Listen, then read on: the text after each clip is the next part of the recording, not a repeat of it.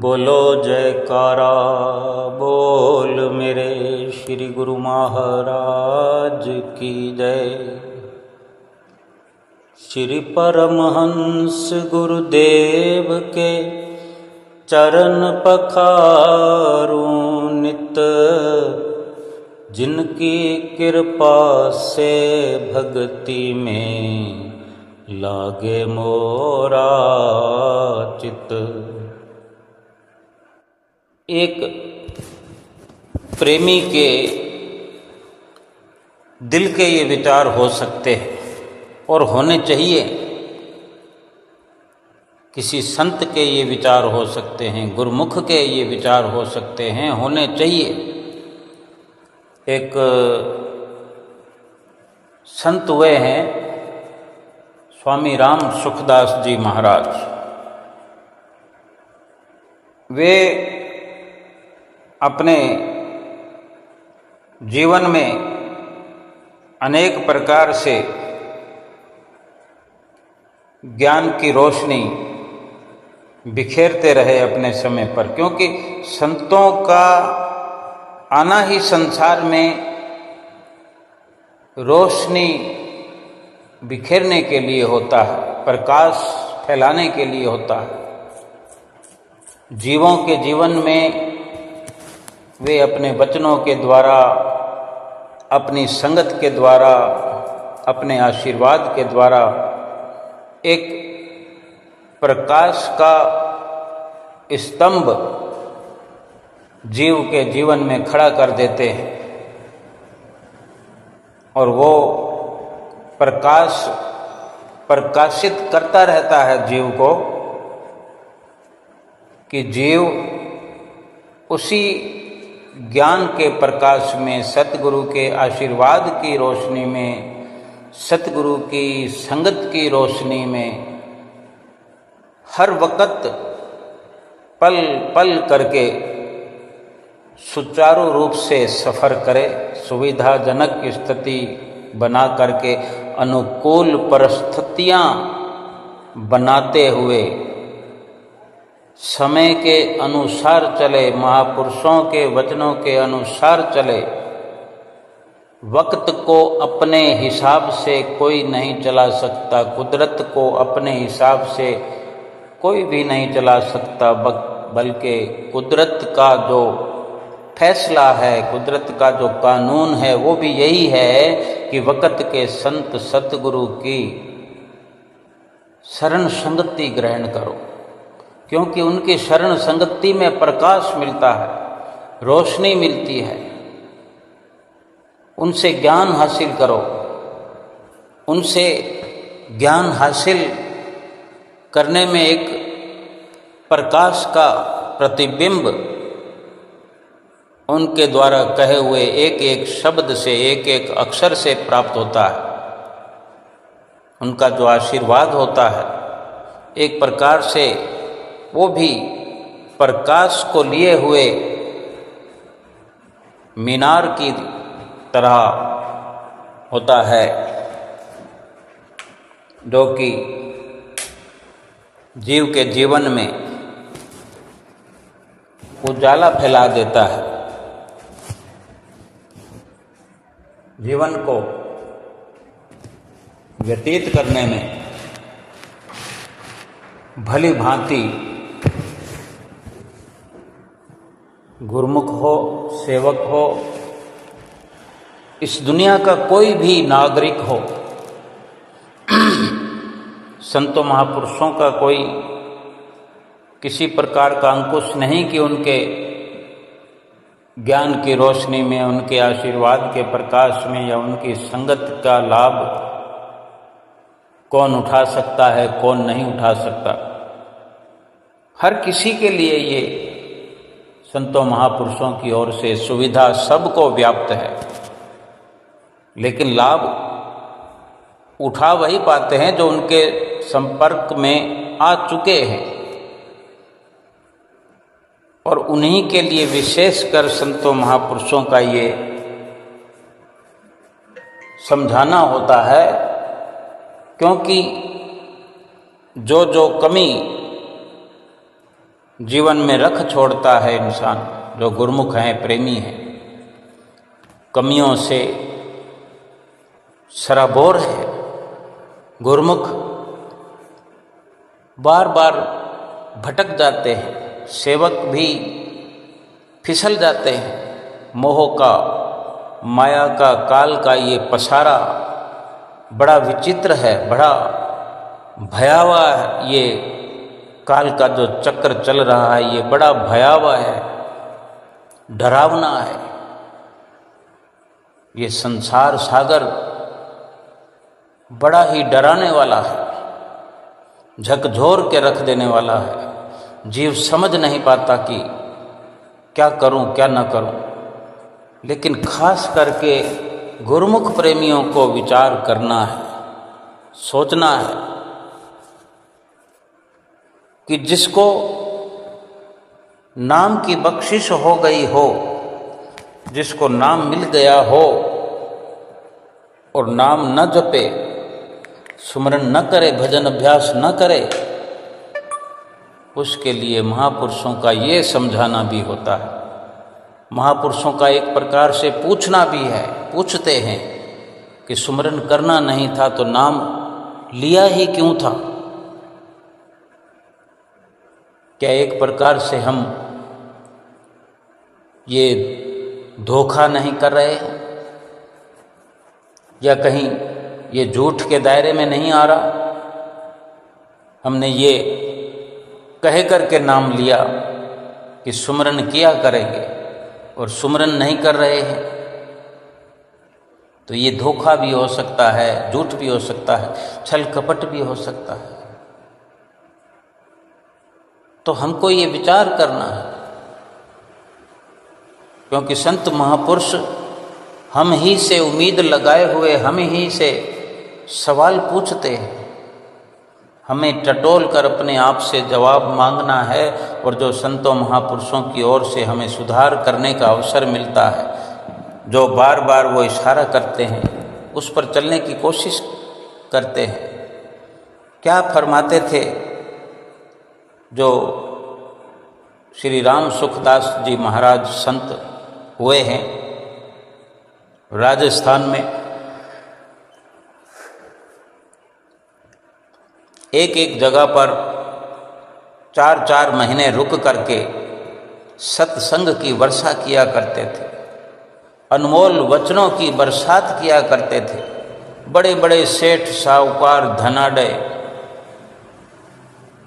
उनके सानिध्य में रहा करते थे, लंगर चला करते थे, आज भी चलते हैं। लेकिन वो संत अंतर्ध्यान हुए, वे अपने वचनों में, अपने सत्संग में क्या फरमाया करते थे, ये विचारणीय है। आज हम अपने श्री गुरु महाराज जी के सानिध्य में रहते हैं। कौन अमीर है, कौन गरीब है, कौन ऊंच है, कोई नीच है, क्या किसका वंश है, क्या कुटुंब है, क्या जात है, क्या पात है, कभी नहीं पूछते हमसे।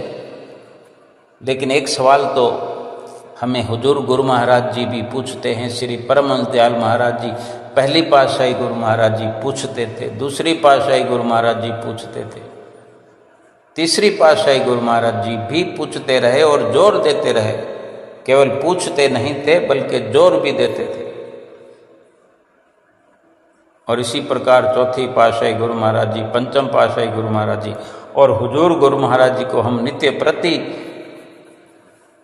देखते हैं पूछता हुआ, सुनते हैं उन्हें सवाल पूछता हुआ, और समझते हैं उनको हिदायत करता हुआ। जोर देकर कहते हैं कि सुमरन तो करना है और अवश्य करना है। वे संत जो श्री राम सुखदास जी महाराज, उन्होंने साफ साफ कह दिया कि इंसान क्या सोचता है, इंसान का विचार क्या चलता है, नाम जपने वाले के लिए जिसकी जिम्मेदारी, जिसने स्वयं अपनी जिम्मेदारी नाम जपने की ले ली है, जिसने अपना कर्तव्य समझ लिया, एक बार अपने सतगुरु से वादा कर लिया है, वचन दे दिया है कि मैं सुमरन करूंगा, मुझे नाम दे दीजिए, फिर ढील किस प्रकार की हम कर देते हैं, करते रहे और फिर करते रहेंगे। ये कैसा वादा हमने किया? हमसे सतगुरु पूछते हैं, हुजूर गुरु महाराज जी पूछते हैं, विशेषकर ये सवाल पूछते हैं। सेवा का बेशक जिक्र करते हैं, लेकिन सुमरन के लिए जोर दे करके वचन क्यों फरमाते हैं? हम सतगुरु के इशारों को समझा कर कि अगर बार बार एक ही बात पर जोर देते हैं तो समझने की जरूरत है। बार बार हमें अपने वचनों की, अपने ज्ञान की रोशनी में लाकर खड़ा करते हैं और हम इधर उधर फिर भटक जाते हैं। वे संत श्री राम सुखदास जी महाराज जो अपना अनुभव बताते हैं कि संसार में किसी से अगर पूछा जाए कि सबसे बड़ा क्या है, रुपया या ईश्वर, तो जवाब एक ही निकल कर आता है कि बड़ा तो रुपया है। वो सीधे सीधे कोई नहीं कहेगा, यूं कोई नहीं कहता कि रुपए की हम ज्यादा कदर करते हैं, लेकिन सम्मान रुपए का ही कर रहे हैं। कहीं भी कुटिया में बैठे हों, सत्संग सुन रहे हों, दरबार में बैठे हों, सत्संग सुन रहे हों, अगर कह दिया जाए कि आज 2 घंटे सत्संग और होगा, केवल सत्संग ही चलता रहेगा, तो सोचो कितने लोग बैठे रहेंगे, थक जाएंगे।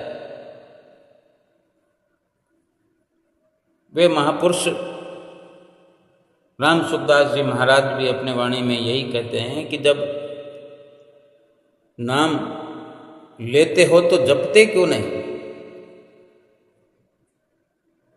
अगर नाम लेकर के वादा करके नहीं अमल करते हैं तो एक प्रकार का विश्वासघात हो गया ये।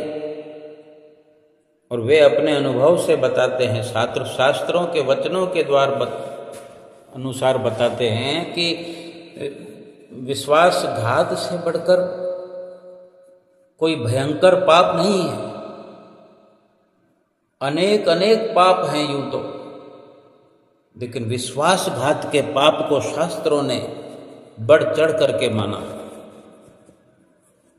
बेशक श्री गुरु महाराज जी के चरणों में आकर के हम बड़ी ऊंचाई पर आकर के एक शुरुआत करते हैं भक्ति के जीवन की, पाप कर्मों को काटने की शुरुआत करते हैं, भक्ति के उच्च स्तर पर पहुंचने की एक शुरुआत करते हैं, लेकिन केवल शुरुआत ही करते हैं और फिर सफर नहीं करते।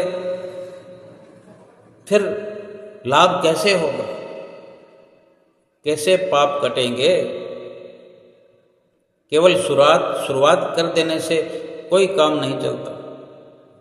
आज दुनिया में देखते हम, कहीं सड़क का उद्घाटन हो रहा है, कहीं बड़े बड़े अस्पतालों की नींव रखी जा रही है, बड़े कॉलेजों की नींव रखी जा रही है, नींव रख दी जाती है, हजारों की भीड़ एकत्र कर ली जाती है, मुहूर्त हो जाता है, लेकिन उसकी 4 दीवारी तक खड़ी नहीं होती, तो फिर क्या वो किसी को लाभ मिल सकता है? जिस कॉलेज की केवल नींव भर करके छोड़ दिया जाए, क्या उसमें बच्चे पढ़ेंगे? डिग्रियां मिलेगी बच्चों को, किसी को एजुकेशन मिल सकती है, ज्ञान हासिल हो सकता है। ऐसे ही कोई अस्पताल की नींव हो तो क्या उसमें किसी का इलाज हो सकता है? मुकाम पर हर कार्य को पहुंचाना पड़ता है। जिस भक्ति की नींव सतगुरु हमसे रखवा रहे हैं, मुहूर्त करवा रहे हैं, करवा दिया है, नाम की बख्शिश कर दी है, और हम नाम नहीं जपते हैं, केवल नींव डाल करके छोड़ दी है, उसका लाभ कौन उठाएगा? हम तो नहीं उठा सकते। और दूसरा, कैसे उस नींव पर, यानी हमारे अंदर बैठ करके कोई दूसरा कैसे सफ़र करेगा, कैसे स्मरण करेगा, कैसे भजन करेगा हमारे हिस्से का। हमने हमारे हिस्से का खाना है, हमारे हिस्से का हमने करना है, हमारे हिस्से का ही हमने भुगत रहा। आज जो भुगत रहे हैं हम अपने हिस्से का भुगत रहे हैं। क्या किसी के दूसरे के हिस्से का दुख कोई जाकर भुगत लेगा?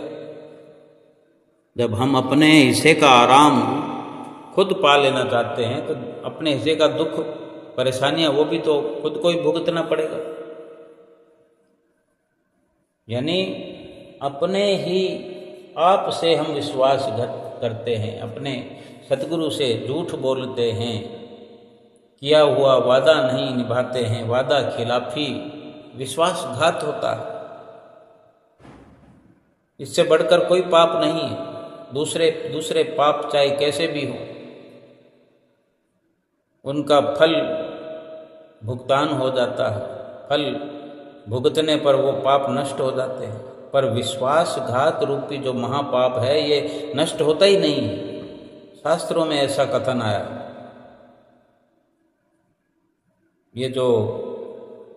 ये महापाप है, क्योंकि इसके बाद में कोई रास्ता नहीं है, कोई जगह नहीं है कि सतगुरु से नाम लेकर के अगर हम झूठ बोलें, नाम न जपें, जैसे ब्रह्म हत्या का, शराबी का, चोर का कोई व्रत रख करके हमने भंग कर दिया हो, ऐसे कोई पाप हो, यानी ब्रह्म हत्या की हो, किसी ने ब्रह्म की हत्या की हो, इनका वर्णन आया है। शास्त्रों में लिखा गया है कि इन सब के प्रायश्चित का विधान है भी, कभी ना कभी उन पापों से मुक्त हो सकते हैं। पर ये जो विश्वासघात है, कृतघ्न का दर्जा मिल जाता है कि जो विश्वास के काबिल ना हो, जिसने विश्वास तोड़ दिया हो, वो कृतघ्न कहा जाता है। उसके उद्धार का कोई उपाय शास्त्रों में नहीं लिखा। सतगुरु की चरण शरण में तो वो भी मुमकिन है, लेकिन सुमरन भजन अभ्यास न करें तो फिर वो मुमकिन भी नामुमकिन हम स्वयं बना देते हैं। विश्वासघात तथा मित्रद्रोह करने वाले मनुष्य की गति का वर्णन वेदों में भी नहीं मिलता कि क्या इलाज करें। जब वेदांगों में वर्णन नहीं है तो पुराणों का तो फिर कहना ही क्या है। वे राम सुखदास जी महाराज और बहुत कुछ कथन करते हैं कि वे जो आज की संसार जगत की रचना के बारे में समझा रहे हैं, उदाहरणों के माध्यम से समझाते हैं कि आज दुनिया में पूरा जो संसार में विश्वासघात करना, आज दुनिया के सारे व्यापार में, हर क्षेत्र में, यानी हर प्रकार से, ये केवल व्यापार की बात है कि कोई लेन देन हो, दुकानदारी हो, 10 का माल लिया उसको 12 में बेच दिया, 15 में बेच दिया, 20 में बेच दिया, ये तो व्यापार की बात हुई। यहाँ तो विश्वासघात किया ही जाता है, बल्कि हर क्षेत्र में, यानी हर प्रकार से संसार में हर स्थिति में कोई रिश्ता कहीं किया जाता है तो हम अनेक झूठ बोल जाते हैं। हमारा लड़का हो या लड़की तो हम पुल बांध देते थे, हमारा लड़का ऐसे है जी, हमारा लड़का ऐसे है जी, हमारी लड़की ऐसे है जी, हमारी लड़की ऐसे। फिर क्या होता है, पोल खुल जाती है और किसी से लेन देन का विश्वासघात हो, किसी से वादा खिलाफी हो, कई प्रकार के किसी को ठगने के लिए प्लानिंग तैयार की जाती है।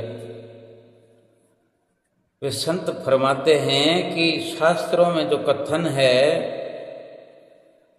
ये जो संसार में विश्वासघात का एक होना आज सामान्य बात है, इस पर कोई गौर नहीं फरमाता।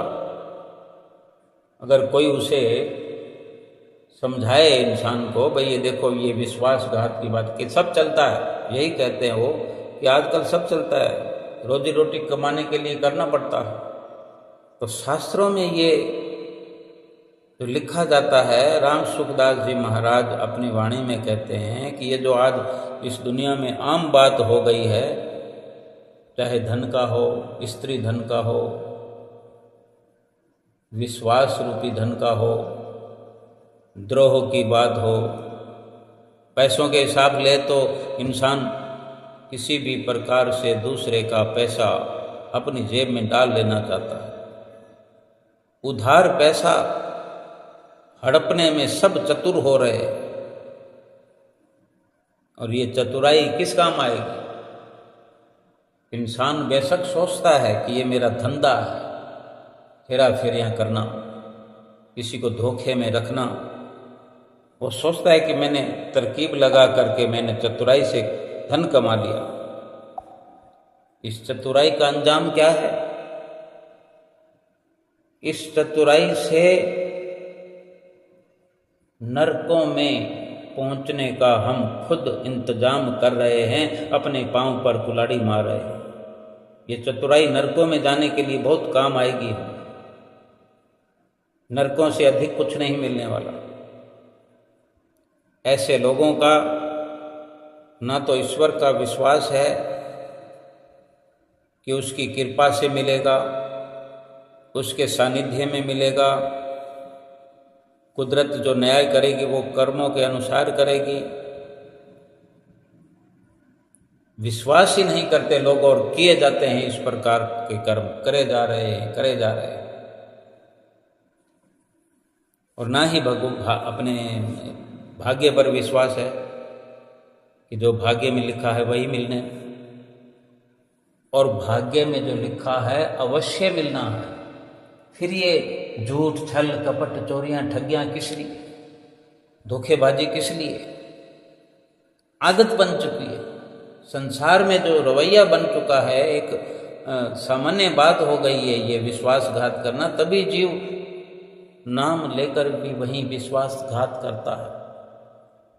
सतगुरु से वादा करके झूठ बोल करके ये विश्वासघात करता है, नाम नहीं जपता है, भजन अभ्यास नहीं करता है। अगर हम इन संतों की बाने, इनके उदाहरणों से समझें कि वे समझा रहे हैं कि धन जो मिलेगा अपने मुकद्दर से और ईश्वर के आशीर्वाद से मिलेगा। फिर ना तो हम अपने मुकद्दर पर विश्वास करते हैं, ना ईश्वर पर विश्वास करते हैं, ना अपने पर विश्वास करते हैं। ईश्वर का विश्वास करना अपने पर विश्वास करना ही है। अपने पर विश्वास करना ये भी है कि हम मेहनत करके कमा लेंगे। कम से कम इतना विश्वास तो अपने आप पे करें। सफलता या विफलता वो भी अपने मुकद्दर पर है, लेकिन कम से कम एक अपने अंदर ऐसा स्वाभिमान तो खड़ा करें कि अपनी मेहनत से कर लेंगे। एक लिमिट तक ही एक दायरा बनाएंगे जिसमें हम लोगों के लिए एक मिसाल बने कि कोई सामान खरीदना है तो खरीदने के बाद उसको कम से कम मार्जिन में बेचना, ताकि विश्वास की पात्रता का स्तर ऊंचा हो। और इस प्रकार से जिसका स्वभाव बन जाता है, जिसका अभ्यास बन जाता है, जिसकी आदत बन जाती है, वो सतगुरु के सानिध्य में आकर के जो नाम की बख्शिश प्राप्त करता है और जो वचन देता है, तो उस वचन पर भी खरा उतरता है, क्योंकि उसका अभ्यास पक्का है। संसार के स्तर पर जो अपने आप को पहले से परिपक्व करके भक्ति के क्षेत्र में, भक्ति की राह में कदम रखता है, उसी की भक्ति परवान चढ़ती है। वो संत फरमाते हैं कि जो सोचता है कि विश्वास तो है अपना धोखे पर, विश्वासघात पर, बेईमानी पर, ठगी पर, हमारा विश्वास भगवान पर नहीं है, ईश्वर पर नहीं है, सतगुरु पर नहीं है, ना अपने आप पे है। बस इन चोरियां ठगियां जो हम करते हैं इसी पर विश्वास है कि रुपया कमाने का तो यही तरीका ठीक है, आसान। बस मुफ्त में पैसा मिल जाए, मेहनत कम करें, पैसा ज़्यादा से ज़्यादा मिल जाए। क्या करेंगे पैसा? उनके भीतर ये विचार ही पैदा नहीं होता कि जब मौत आएगी तब एक कौड़ी भी साथ चलेगी नहीं। क्या कोई ले गया है तो बताओ?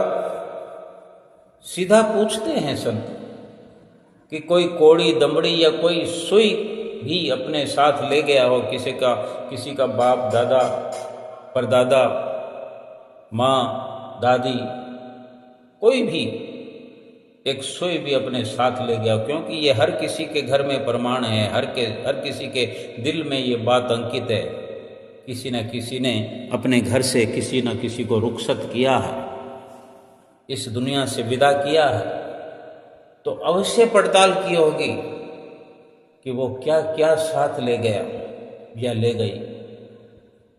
हर कोई ये देख करके बैठा है कि सब कुछ खाली ये जो शरीर की ये चमड़ी, जो शरीर है, जो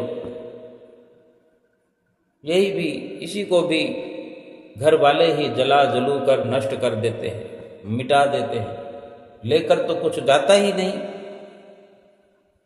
शास्त्रों में कथन है कि धनानि भूमो पशवश्च गोष्ठे भार्या ग्रह द्वार जनाः शमशाने देहस्य चित्यायाम परलोक मार्गे धर्मानुगो गच्छति जीव एकः। शरीर छोड़ते वक्त क्या, जब इंसान शरीर छोड़ता है उस वक्त धन तिजोरियों में पड़ा रह जाता है। धनानि भूमो, पुराने जमाने में धन भूमि के अंदर गड़ा हुआ रह जाता था, भूमि में गाड़ कर रखा जाता। उस वक्त उसी प्रकार के चोर आया करते थे। जब धन जमीन में गाड़ कर रखा जाता था तो उस वक्त जमीन से खुदाई करके निकाल लेने वाला, जो धन प्राप्त करने वाले चोर हुआ करते थे, ऐसे बड़े बड़े घर के अहाते होते थे, बड़े बड़े बरामदे होते थे, कच्चा जिनका वेड़ा होता था, उसी वेड़े में वो अपने इच्छा अनुसार थोड़ी सी खुदाई करके उसमें जमा कर दिया करते थे। कोई सोना चांदी, बहुत कुछ होता था। तो चोर उस वक़्त उसी प्रकार के होते थे कि वो वहीं सेंध लगाते थे जहाँ लगभग धन गड़ा होता था। आजकल तो मशीनों का युग है, मशीनें लगा कर चेक करते हैं, देखते हैं हम आज करोड़ों के करोड़ों रुपए एक घर में मिलते हैं, तो किस किस हालत में मिलते हैं। दीवार में चिनवा देते हैं नोटों को, पाइपों में, पानी के पाइपों में नोटों की गड्डियां डाल देते हैं, जो बाहर से दिखता है कि पाइपलाइन है, लेकिन अंदर से कोई पानी नहीं चल रहा होता, बिल्कुल दिखावा होता है। लेकिन मशीनें वो जांच करके बताती हैं कि इस पाइप में नोट है, पकड़े जाते हैं। बैंकों में रखा जाए, वहाँ पकड़ा जाता है। एक निश्चिंतता नहीं बनी रहती किसी इंसान की कि मैं धन अपना यहाँ सुरक्षित रख सकता हूँ या अपने साथ ले जा सकता हूँ। शरीर छोड़ते समय धन तिजोरी में पड़ा रह जाता है। पशु जहाँ तहाँ खूंटों से बंधे होते हैं, वहीं बंधे खड़े जाते हैं। साथ ले जाएगा क्या? जो मालिक है पशुओं का, क्या उसको भी साथ ले जाएगा? जो अपनी स्त्री है, जन्मों का, 7 जन्मों का वादा करती है फेरों के समय, अगर नहीं निभाया तो ये भी विश्वासघात हुआ। यानी जीवन में विश्वासघात करते करते जो भक्ति के मार्ग पर आता है तो पहला विश्वासघात यही करता है कि भजन करने का वादा करता है और भजन नहीं करता, तो ये विश्वासघात हो गया। स्त्री जो है अपने घर तक के साथ चलती है, रोती पिटती है, उसको पकड़ लिया जाता, बिठा लिया जाता। पुत्र क्या करते हैं? शमशान में जाकर के शमशान तक साथ निभा के फिर उसको जला देते हैं। और ये जो शरीर है हमारा, इसने अधिक से अधिक साथ कितना दिया? साथ तो वहीं खत्म हो गया कि आत्मा निकलकर इस शरीर को छोड़कर चली गई। आत्मा इस शरीर को छोड़कर चली गई, तो चाहे आत्मा ने छोड़ा या शरीर ने छोड़ा, आत्मा जब गई तो शरीर साथ तो नहीं गया ना, तो शरीर ने साथ तो नहीं निभाया। थोड़ा और अगर मान भी लें, अगर आत्मा स्थित रहती है शरीर में तो शरीर को जला थोड़ी दिया जाएगा, आत्मा निकल जाती है। लेकिन फिर भी एक विधि के अनुसार, एक शास्त्रों के अनुसार, एक शरीर की गति करने का जो बना हुआ है, एक इस दुनिया का रिवाज बना हुआ है, उसके आधार पर अधिक से अधिक ये शरीर ही जो जाता है शमशान में। ऐसा मानते होंगे कि आत्मा शरीर में कुछ दिन तक रहती है। भला आत्मा के रहते हुए अगर कोई जला दे शरीर को तो वो चिल्लाता है, थोड़ा सा सेक आ जाए तो चिल्लाने लगता है। हाथ के एक अंगूठे को, एक उंगली को जला दिया जाए, पांव के अंगूठे को, अंगुली को किसी अंगारे से जला दिया जाए तो चीख निकल जाती है। आत्मा स्थित कहाँ से होगी उसमें? फिर ये भी कहा जाता है कि ये वहाँ वर्णन है, यहाँ वर्णन है, शास्त्रों में वर्णन है कि इतने 13 दिन तक आत्मा वहीं रहती है, उस घर में रहती है या उस शरीर के आसपास भटकती है। शरीर तो जला दिया गया। यहाँ तो समझने की बात इतनी है कि शरीर ने भी साथ नहीं दिया, शमशान में जा करके जल करके राख हो गया, साथ छोड़ दिया। पशुओं ने साथ छोड़ दिया, धन ने साथ छोड़ दिया, स्त्री ने साथ छोड़ दिया, पुत्र ने साथ छोड़ दिया। पुत्र पुत्रनियाँ शमशान तक छोड़ के आ जाते हैं, चिता को आग लगा के छोड़ आते हैं। फिर परलोक में साथ गया तो क्या गया? शास्त्रों में लिखा जाता है कि धर्म साथ में जाता है। लेकिन इन सबसे बढ़कर जो सतगुरु की चरण शरण में नाम की कमाई का बखान होता है, ये साथ नाम इस संसार से जाते वक्त साथ जाता है। बेशक वो दिखाई दे, अगर आत्मा नहीं दिखाई दी तो नाम को दिखाई देने की क्या जरूरत है? जो चीज आत्मा के साथ जाएगी तो आत्मा का रूप बनकर जाएगी। आत्मा की संगत करनी है तो आत्मा जैसा ही उसको बनना पड़ेगा। आज हम संसार में देखें कि भगवान सतगुरु के रूप में अवतरित हुए हैं, हमें मिले हैं, हमें मिलने के लिए हम जैसे बनकर आए हैं कि नहीं? ऐसे ही साथ जो संगत में जो चीज जाएगी वो वैसी ही बनकर जाएगी।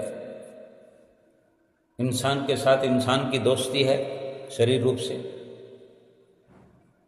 अब जानवर की दोस्ती का तो कोई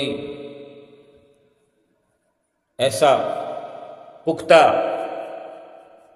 कोई दृष्टांत नहीं है। बेशक इसे कहानियां होंगे जरूर, लेकिन मेल तो हम जिन्स का हम जिन्स के साथ है।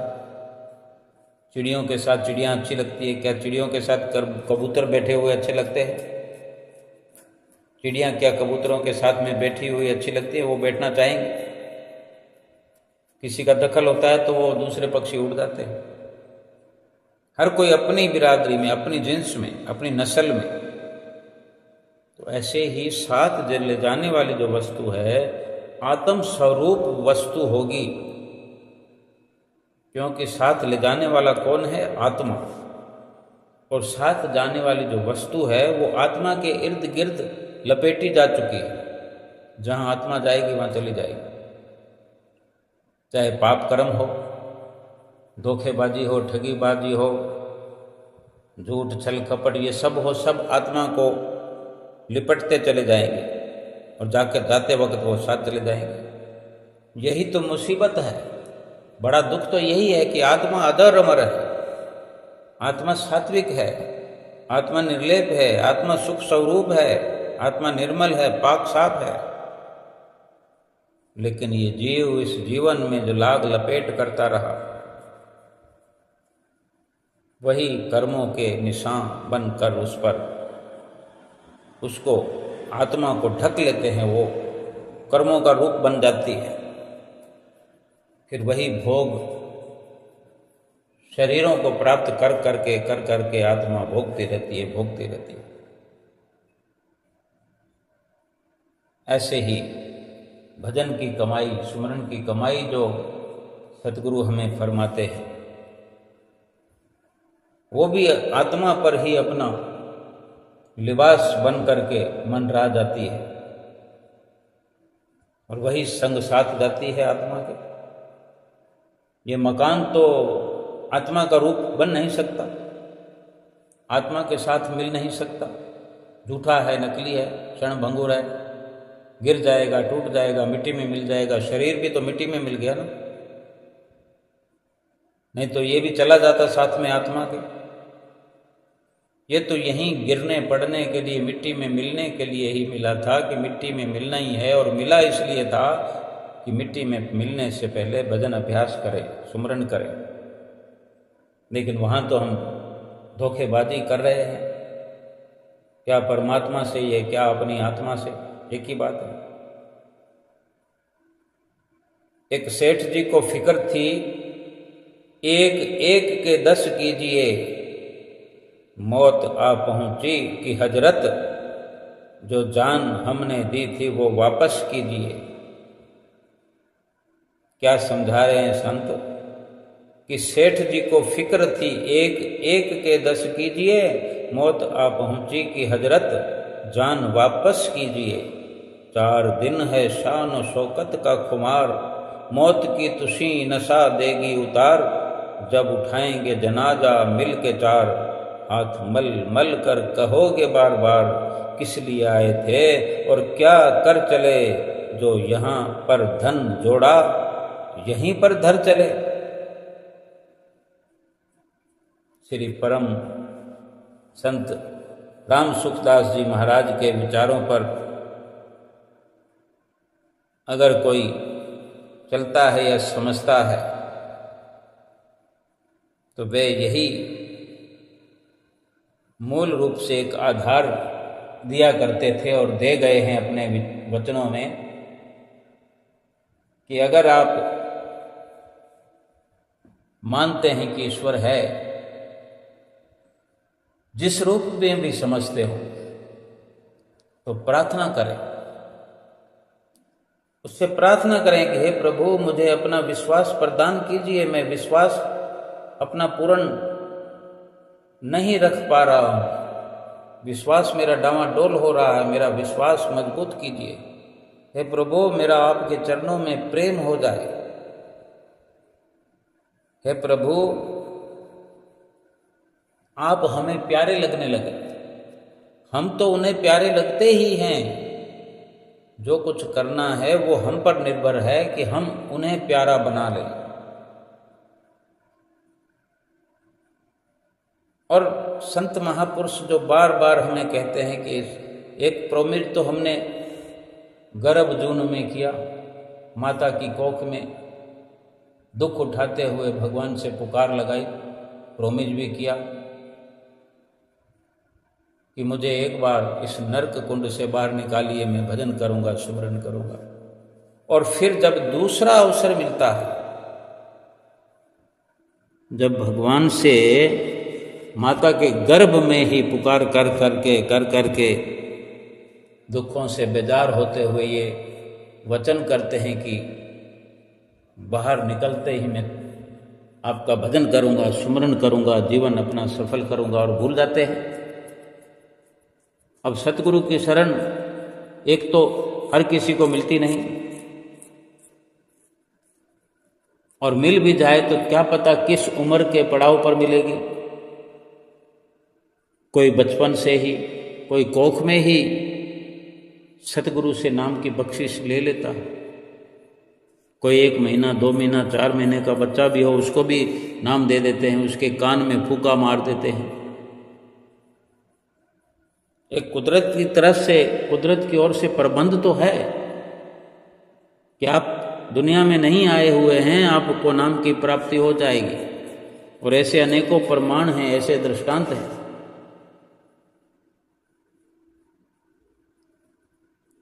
संत बार बार फरमाते हैं, हमारे श्री गुरु महाराज जी भी जो हमारी चिंता करते हैं, तो एक झलकती है उनके वचनों में कि नाम लिया है तो जपो गुरुमुखों। जिन्होंने आकर के नाम नहीं लिया हुआ है, क्या उनको स्पेशल जाकर कहते हैं कि नाम जपो?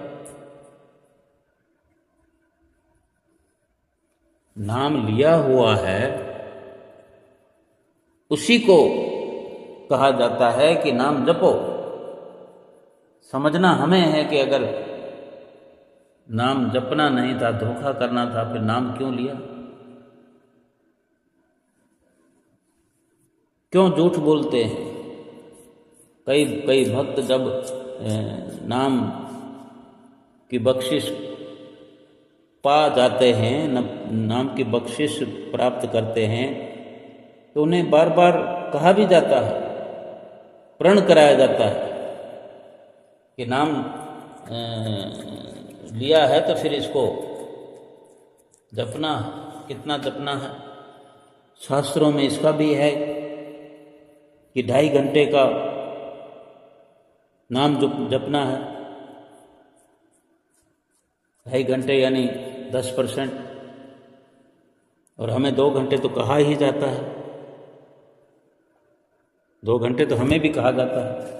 फिर हमारे और भी नियम लागू हैं।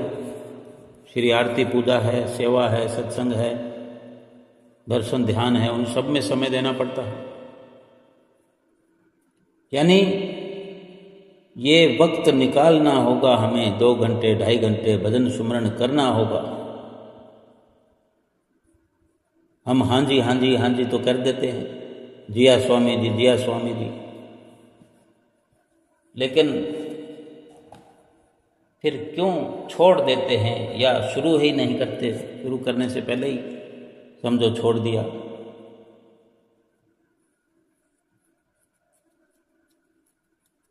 पहले ही दिन हम सोच लेते हैं कि आज तो क्या है, कल जपेंगे, कल से शुरू करेंगे, कल फलाना दिन है। कोई 1 तारीख की बात करता है, 5-7 दिन पड़े हैं, तो यानी हमारा मन,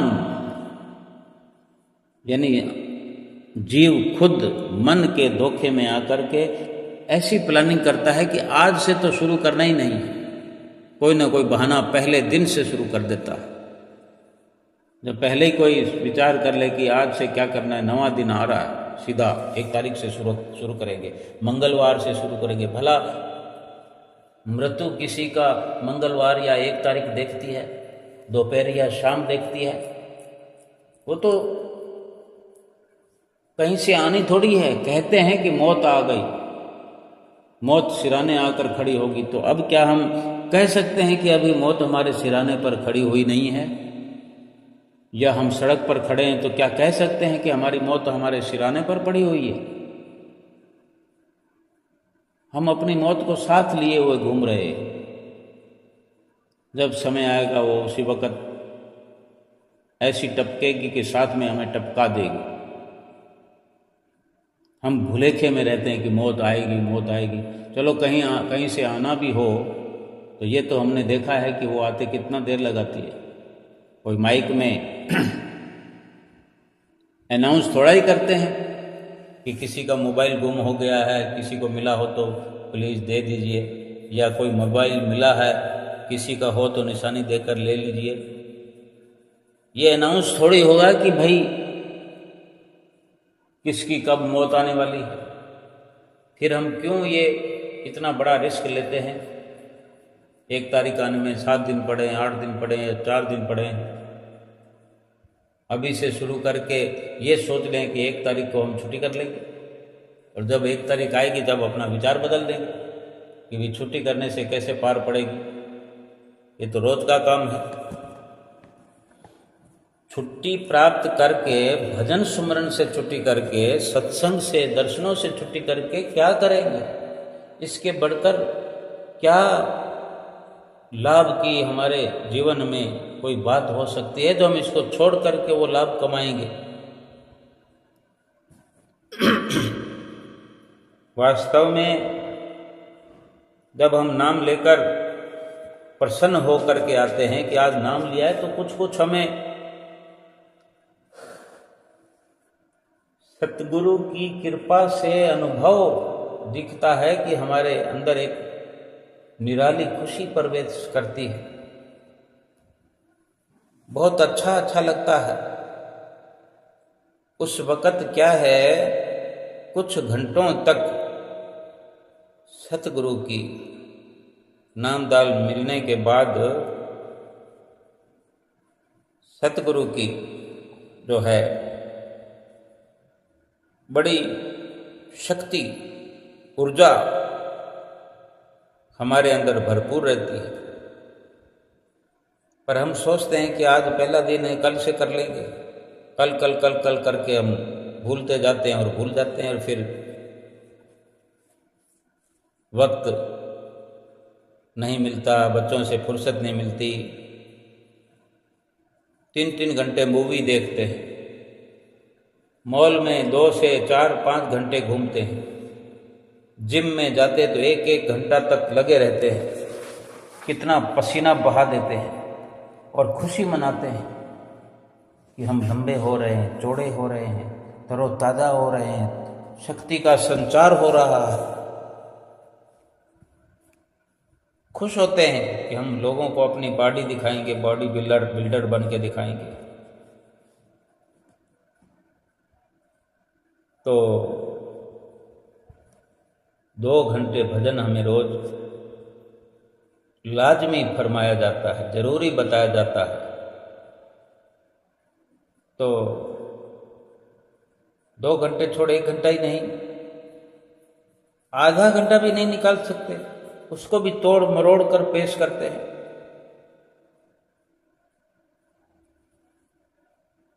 सतगुरु कभी भक्तों से अपने नाराज नहीं होते, पर कम से कम रोज 15 मिनट सिमरन तो कीजिए, चलते फिरते तो कीजिए। कभी तो विचार कीजिए कि सतगुरु ने जो हमें 2 घंटे भजन सिमरन करने के लिए कहा है, तो कम से कम 2 घंटे पर पहुंच जाए।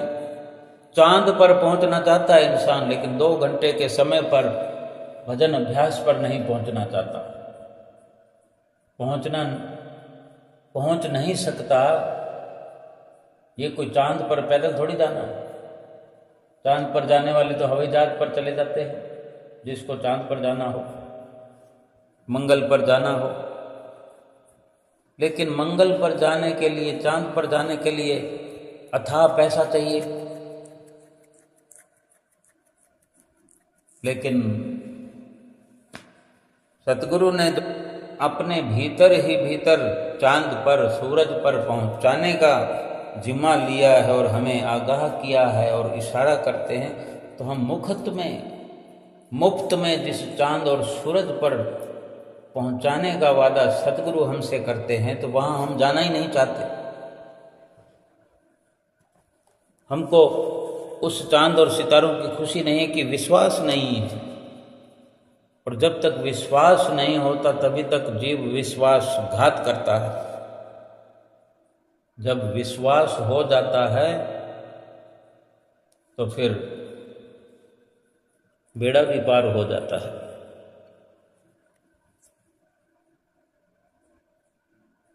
यानी इतना वक्त तो निकाल सकते हैं। सतगुरु हमें वो सब देंगे जिसके पीछे हम भाग रहे हैं। यानी सुमरन को छोड़ करके जो हम प्राप्त करते फिर रहे हैं, जो हम अपने अधिकार में कर लेना चाहते हैं, वो सतगुरु तो हमें सुमरन करने से बड़ी आसानी से हमारी झोली में डाल देंगे। हमें बड़ा लाभ है सुमरन करने में। संसार की जो भी रचना हम बनाना चाहते हैं, उस सतगुरु ने जो नाम की बख्शिश की है, उसकी भजन अभ्यास की कमाई करने से उससे कहीं लाखों करोड़ों गुना सतगुरु का सेवक प्राप्त कर लेता है। वक्त निकालिए और पूरा समय सुमरन को अंजाम दीजिए। सतगुरु क्या आपको, क्या हमको, क्या उनको, क्या इनको सब कुछ देंगे, हर इच्छा पूर्ण करेंगे। सतगुरु हमारे सब दुख दूर करेंगे। वक्त तो निकलता जा रहा है, वक्त जो है निकलता नहीं है, वक्त मिलता नहीं है, वक्त निकालना पड़ता है। वक्त निकाल करके सुमरन भजन अभ्यास करना होता है और करना चाहिए। जैसे भी करना पड़े करके छोड़ना, क्योंकि ये वक्त बार बार आने का नहीं है। ऐसे एक भगत राधा किशन जी दूसरी पातशाही गुरु महाराज जी के समय हुआ करते थे। तो राधा किशन जी ने कपास का व्यापार किया, जिसके कारण नतीजा ये हुआ कि इनको कई हजार रुपए का लाभ हो गया। 2000 रुपये श्री गुरु महाराज जी की सेवा के बने। जब वो सोचते थे कि इतनी सेवा मैंने निकालनी है, चाहे 10% कहें, तो वो भगत जी जो व्यापार किया करते थे, हजारों रुपए का लाभ हुआ तो 2000 रुपये श्री गुरु महाराज जी की सेवा की बनी, जो वो अपने मुंह से निश्चित किए हुए थे, अपने विचारों में फर्ज समझ करके निश्चित किए हुए थे कि 10% देने लगे थे। तो 2000 रुपये उस हिसाब से गुरु महाराज जी की सेवा बनी। तो 2000 रुपये का संकल्प था कि इतने रुपयों में 2000 रुपये मैंने देने। सस्ता जमाना था। अब वो था तो सेठ ही, लेकिन भगत राधा किशन जी के नाम से जाना जाते थे। तो 2000 रुपये देने थे, तो 2000 रुपये बच्चे नहीं सेवा के लिए, और कुछ धन ऐसे घाटा लगने पर लाभ हुआ। अगर 2000 रुपये का ही लाभ होता है, 1500 का ही लाभ होता है, और हमने संकल्प किया हुआ है कि हमने 2000 देने हैं अपने हिसाब से, तो 2000 हमने फिक्स किया हुआ था। उस हिसाब से तो 1500 रुपये ही बचे, तो 500 रुपये कम पड़ गए, जेब से निकाल कर देने पड़े। तब इनको मन में ये संकल्प आया भगत जी को कि इससे पहले जो सेवा किया करते थे श्रद्धा से, भावना से,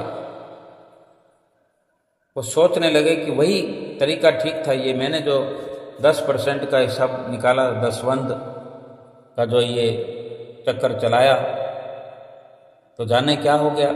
उसको एहसास होने लगा कि हम गलत हैं। तो मन में विचार ही चल रहा है कि इससे तो पहले वाली सेवा, पहले वाला तरीका अच्छा था, जबकि मैं अपनी श्रद्धा अनुसार जितनी इच्छा होती थी भेंट कर देता था। बस इस संकल्प ने चक्कर में डाल दिया। दूसरे साल जब कपास का व्यापार किया तो फिर तो इनको काफ़ी घाटा पड़ा, सेठ राधा किशन जी को। इस घाटे को पूरा करने के लिए इन्हें घर के गहनों को, मकान को गिरवी रखना पड़ा। जब श्री महाराज जी ने ये समाचार सुना तो भक्त राधा किशन जी को बुलाकर पूछा, प्रेमी ऐसा होना तो नहीं चाहिए, आप तो धर्म की कमाई करते हो और गुरु दरबार की सेवा भी करते हो, फिर ये घाटा क्यों पड़ा? सच कहें कि सेवा के बारे में आपके मन में कोई ऐसा विचार ही नहीं आया। भगत जी ने प्रार्थना की, महाप्रभु कृपा करके आप मुझे क्षमा कर दीजिए, अज्ञानतावश मेरे मन में सेवा के बारे में ये संकल्प उठा था कि पहले की सेवा अच्छी थी। इस पर श्री महाराज जी बोले, आप सब कुछ जो है मेरा समझ लो। गुरु महाराज जी कहते हैं कि सब कुछ हमारा समझ लो, आप सब कुछ आपने हमें दे दिया तो आपको नफ़ा नुकसान से कोई भी प्रकार का दुख सुख नहीं होगा। हमने तो आपको पहले ही कहा था। दूसरी पासे गुरु महाराज जी ने कहा सेठ जी को कि हमने तो आपको पहले ही कहा था कि 10वें हिस्से की सेवा आपसे नहीं निभेगी। भगत जी को पहले ही गुरु महाराज जी ने फरमा दिया कि आप कर नहीं पाओगे 10वें हिस्से की सेवा। श्रद्धा व भाव वाली सेवा वो पहले करता था। तो भगत जी ने श्री चरणों में बड़े विनम्र होकर प्रार्थना की, गुरुदेव अब ये सब कुछ जो मेरा है, ये तन, ये मन, ये धन और ये परिवार, सब के मालिक आप हैं। तो भगत राधा किशन जी ने अपनी दोनों सुयोग्य और सुशील कन्याओं को भी श्री सतगुरु के चरणों में भेंटा कर दिया और स्वयं श्री महाराज जी से संन्यास भेष लेकर स्वामी ब्रह्म दर्शनानंद जी के नाम से प्रसिद्ध भी हुए। वास्तव में ये विचारणीय है कि कभी भी हमारे चित्त से सतगुरु का नाम ओझल ही ना हो।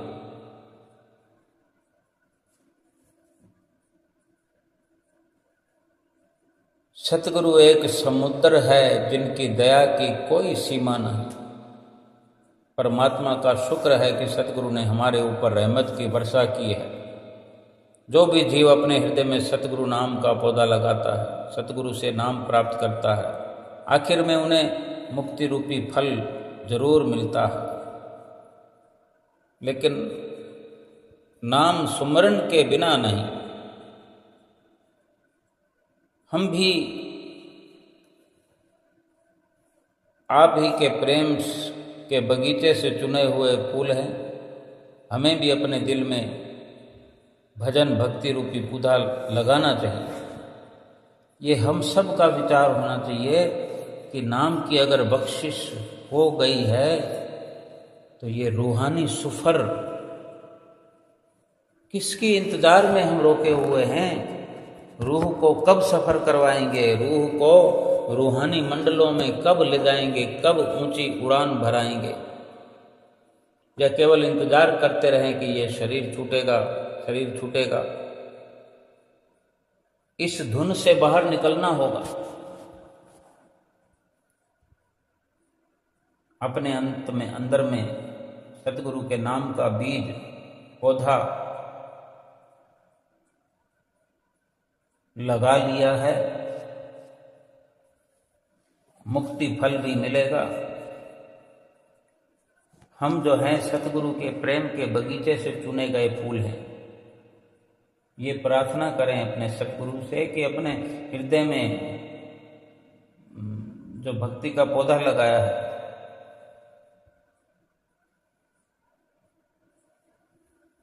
जो लगना है, उसके लिए बार बार प्रार्थना करनी है। संसार के रिश्ते शरीर से उत्पन्न होते हैं, शरीर से पैदा होते हैं, शरीर के साथ खत्म हो जाते हैं। लेकिन आत्मा का परमात्मा के साथ रूहानी रिश्ता कल भी था, आज भी है और आगे भी रहेगा। अपनी श्वासों की जो डोर है, यानी अपने रथ की जो बागडोर है,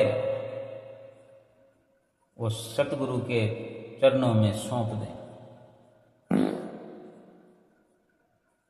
और सच्चे नाम के सुमरन से ये सुरती जोड़ करके रखे और अपने अंशी परमात्मा के संग अपनी जीवात्मा का एकाकार कर ले। नाम का सुमरन अवश्य करें। नाम ही कायाकल्प करने वाले वस्तु है।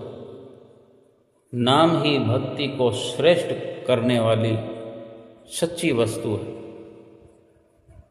नाम ही भवसागर से पार होने के लिए एक जहाज भी है, नौका भी है और यही एक जरिया है। संत महापुरुषों ने हमारे जीवन में प्रकाश डाल करके पल पल पल करके उपकार किया है और इन उपकारों की आज के सत्संग की सभी गुरुमुख प्रेमियों को लाखों लाख बधाई हो, बधाई हो, बधाई हो। बोलो जयकारा बोल मेरे श्री गुरु महाराज की जय।